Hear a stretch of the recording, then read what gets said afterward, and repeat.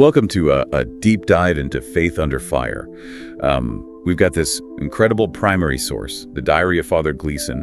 He was an Irish Catholic priest who served with the Munsters during World War I. Imagine that perspective.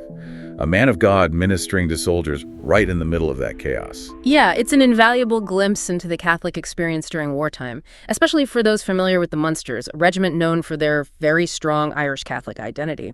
And remember, this is just a few years before the Irish War of Independence, so there's another layer of historical context to consider here. Right. Those tensions were simmering. So Father Gleeson arrives in France in December 1914. Just as this remarkable event takes place, the Christmas truce. Can you imagine celebrating Christmas Mass near the front lines?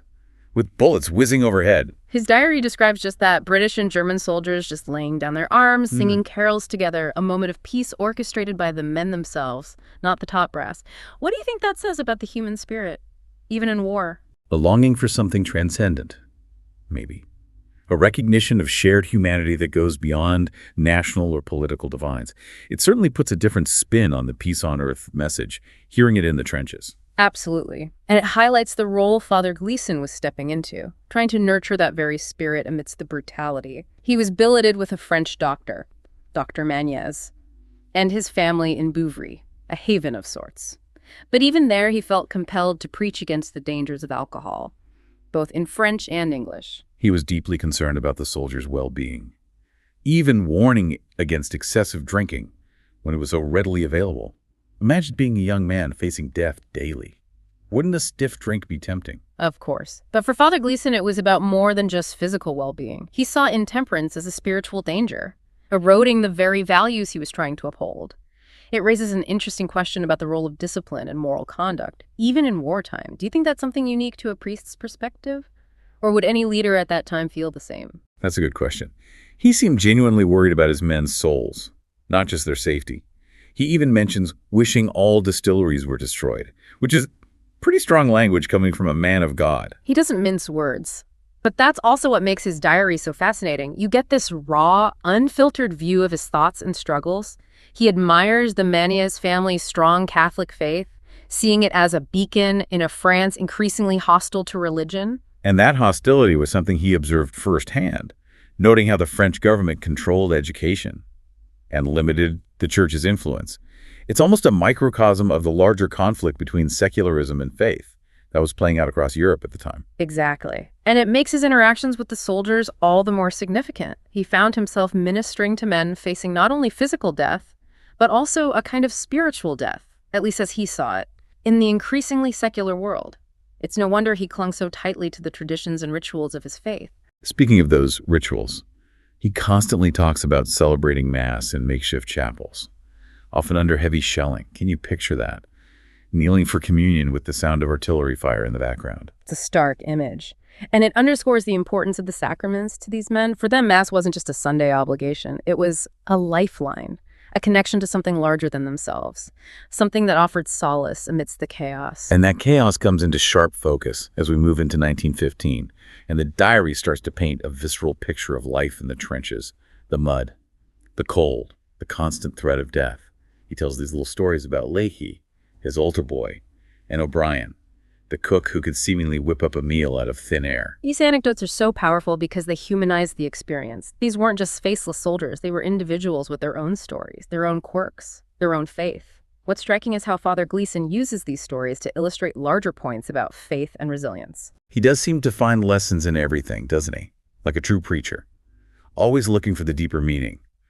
One event that truly tests his faith is the Battle of Neuve Chapelle in March of 1915. The Munsters fought bravely but suffered heavy losses. His diary entries from this period are heart-wrenching. He describes the ruined village, coming under shell fire, and the emotional toll of burying his men. But even amidst the destruction, he finds a lonely crucifix still standing. That image seems to stay with him. It's a powerful symbol of faith enduring, isn't it? Almost like a sign that God is still present, even in the midst of such horror. Absolutely. For Father Gleeson, that crucifix wasn't just a piece of debris, it was a message of hope. A reminder that even war can't destroy faith. And that message, I think, is something he desperately needed to cling to, given what he was witnessing. He also talks about the impact of the roll call after the battle. hearing the names of the dead and missing.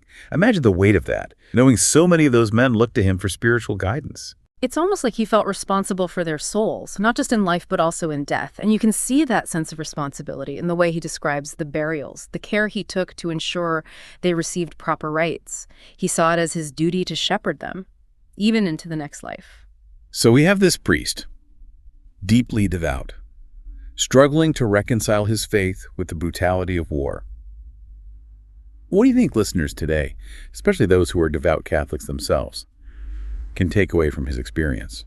It's a question worth pondering, isn't it? It's a reminder that faith isn't about easy answers or a life free from suffering. It's about finding strength and meaning even in the darkest of times, about clinging to hope even when the world seems to be falling apart. And that search for meaning amidst suffering becomes even more apparent as we delve deeper into Father Gleeson's interactions with the soldiers. He describes spending a night in the trenches, dubbing it the Hôtel de Type, even having to hit the dirt with a doctor to avoid sniper fire. There's a real sense of camaraderie there. Finding humor in the face of danger. It makes you wonder, did that shared experience, that closeness forged under fire, deepen their faith? It's possible he wasn't just preaching at them from a distance. He was sharing their hardships, their fears. It's like the trenches became a kind of crucible where faith was tested and refined. It reminds me of the early church, meeting in secret, facing persecution. There's that same sense of danger, that reliance on each other for support. Right. And speaking of support, there's this incredible story about Easter Sunday in 1915. He held an open-air communion service near the trenches. Hundreds of soldiers kneeling in the mud, receiving the Eucharist under an open sky. It's a powerful image of faith defying the odds, wouldn't you say? Absolutely.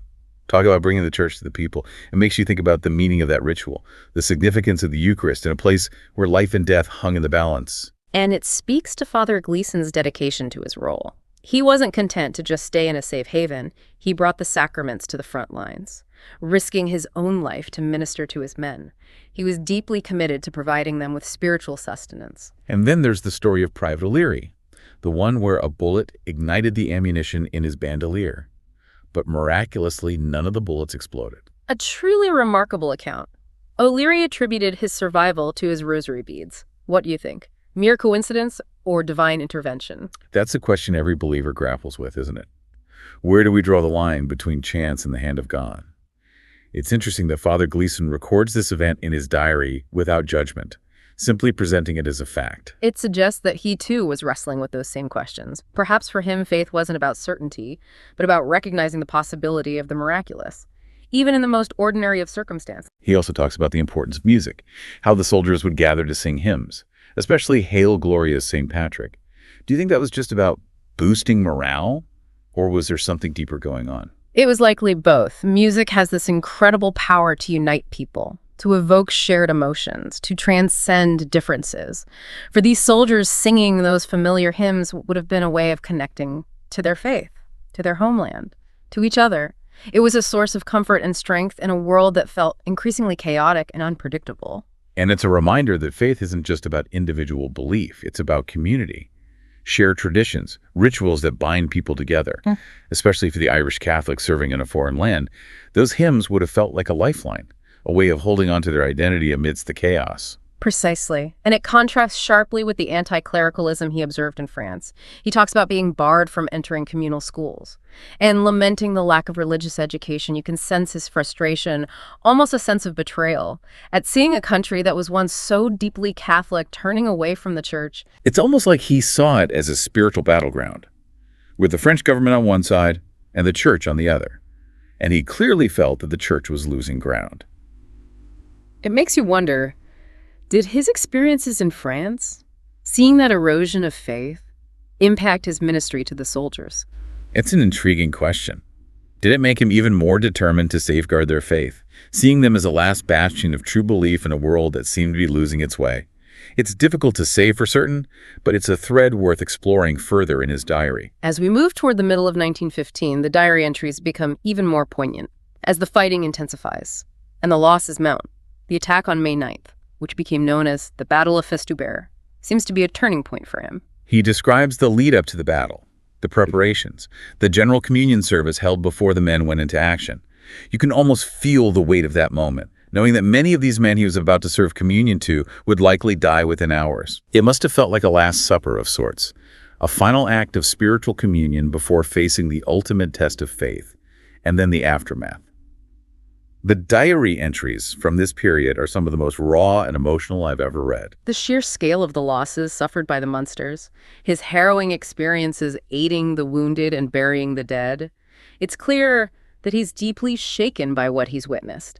The physical and emotional toll is immense, but there's also this spiritual wrestling that comes through in his writing. There's one passage where he describes the cemetery filled with bodies awaiting burial and calls it a depopulate par excellence. What do you make of that phrase? It's chilling, isn't it? He's not just describing physical death, he's talking about a spiritual void, a sense that faith itself is being extinguished. He's grappling with the age-old question, how can a loving God allow such suffering? It's a question that resonates with believers and non-believers alike. Mm-hmm. But for a priest, someone whose entire life is dedicated to serving God, that question must cut even deeper. Absolutely, and it's a question he doesn't shy away from in his diary. He doesn't offer easy answers or platitudes. He wrestles with it honestly and openly. It's this honesty, I think, that makes his account so compelling, so relatable, even a century later. His faith is being tested in the most extreme way imaginable. He's witnessing horrors that most of us can only fathom. And yet he keeps writing, keeps searching for meaning, keeps clinging to the hope that even in this darkness, God is still present. It's a testament to the resilience of the human spirit, the enduring power of faith, even when faced with the most unimaginable suffering. But it's not a simple story of triumph. It's a story of struggle, of doubt, of questioning, of grappling with the darkest aspects of human nature and the silence of God. And it makes you wonder, what did he find on the other side of that struggle? Did his faith emerge stronger? Did it change, evolve? That's what we'll explore as we delve into the latter part of his diary. The war continues, the battles rage on, and Father Gleeson finds himself caught in the crosshairs of history, trying to make sense of it all, one diary entry at a time. As we get into the later part of Father Gleeson's diary, I'm struck by how, despite the constant shadow of war, he still seems to find moments of grace, little glimpses of beauty that pierce through the darkness. He mentions the changing seasons, the blossoming trees, the simple joy of a shared meal. It's almost like he's clinging to those small things as a way to stay connected to life, to hope. It's a reminder that even amidst the most brutal of circumstances, the human spirit can find ways to persevere, to seek out beauty and meaning. For Father Gleeson, those moments weren't just distractions. They were affirmations of faith, reminders that even in the midst of death, life continues, and God's presence can be found in the simplest of things. There's a beautiful passage where he describes encountering a group of Irish guards in Bethune, and being overwhelmed with joy at seeing familiar faces. He mentions a few by name, Higgins, Buhan, and you can almost feel his relief, his sense of connection to something beyond the trenches. Those encounters would have been incredibly meaningful for him. Remember, he was far from home, surrounded by strangers, constantly facing death, seeing those familiar faces, hearing his native language. It would have felt like a lifeline, a reminder of the world he left behind, the world he hoped to return to. It underscores the importance of community, of shared identity, especially in times of crisis. And that sense of community extends beyond his fellow Irishmen. He talks about the kindness of the French people he encountered, families who took him in, offered him hospitality, even though they were struggling themselves. Those acts of generosity speak volumes, don't they? Here are people who have lost so much, whose lives have been upended by war, and yet they still find it within themselves to extend compassion to a stranger, a foreigner. It challenges the notion that war dehumanizes us. It shows that even amidst conflict, the human spirit can still shine through. And it reinforces the idea that faith transcends national boundaries, cultural differences. There's a universality to the human experience, a shared sense of suffering and resilience that binds us together, regardless of where we come from or what language we speak. Absolutely. And Father Gleeson seems particularly attuned to those moments of shared humanity. He records them faithfully in his diary, alongside accounts of battles and burials. It's as if he's trying to create a balanced record, acknowledging the horrors of war, but also highlighting the acts of kindness, the expressions of faith that provide a glimmer of hope amidst the darkness. And then there's the story of Maurice Meunier, the devout young man he met who was denied his BA for defending his Catholic education. It seems like such a small thing compared to the horrors of war, but it clearly made an impact on Father Gleeson. It speaks to the pervasiveness of the anti-clerical sentiment in France at that time, even amidst a world war. This young man was being punished for his faith, for speaking out against the secularization of education. It must have felt like a personal attack on everything Father Gleeson held dear. It certainly adds another layer of complexity to his experience. He's not just ministering to soldiers in a physical war, he's also fighting a spiritual battle against what he sees as the erosion of faith in French society. And it makes you wonder, how did he reconcile those two battles? Did he see them as interconnected? Did his experiences on the front lines, witnessing the sacrifices made by men of all faiths, strengthen his resolve to fight for the church back home? It's a question worth considering, and it leads us back to the core question of this deep dive. What can we, as devout Catholics today, glean from Father Gleeson's experience? What lessons can we apply to our own lives, our own struggles, our own faith journeys? His diary offers a profound meditation on the nature of faith under fire. It shows us that faith isn't about easy answers or a life free from suffering.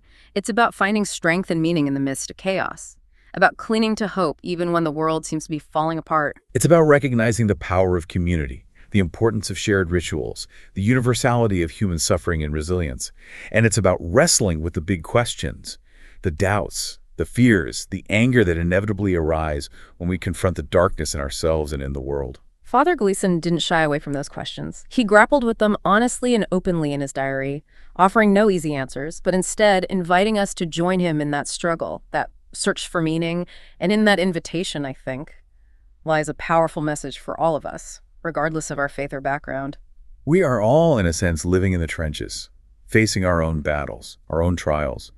Father Gleeson's story reminds us that even in the darkest of times, there is still beauty to be found, kindness to be shared, hope to be clung to, and that perhaps it is in those moments of struggle, of questioning, of wrestling with the silence of God, that our faith is truly tested and refined. His diary isn't just a historical document. It's a testament to the enduring power of the human spirit, a call to embrace the complexities of faith, and a reminder that even in the face of unimaginable suffering, love and hope can still prevail.